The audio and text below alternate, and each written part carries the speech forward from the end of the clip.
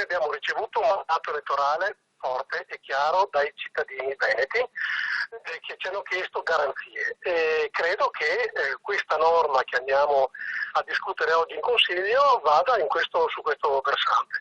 Viene regolamentato una cosa che oggi non è regolamentata.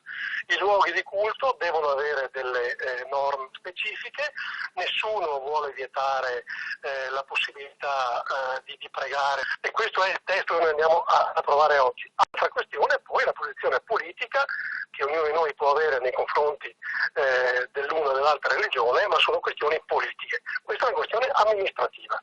C'è anche chi dice che questa legge potrebbe dare maggiore potere ai sindaci e che quindi critica questo aspetto.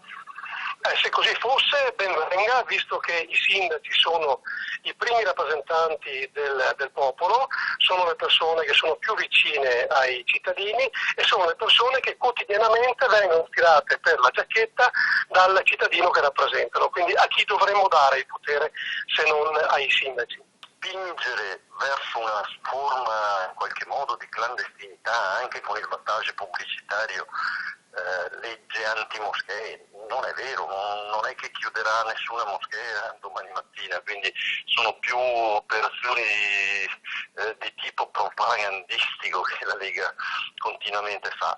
Va questa legge però contro la sicurezza delle nostre città, perché la risposta a questa legge probabilmente sarà qualche sottoscala in più, qualche garage in più, qualche luogo più clandestino in più e questo può favorire ovviamente la presenza di soggetti più pericolosi e più organizzati che sono in grado di esprimere posizioni oltranziste o estremiste. In Italia la Costituzione è molto chiara, viviamo in un paese democratico e libero e nella nostra Costituzione è previsto la libertà di culto religioso.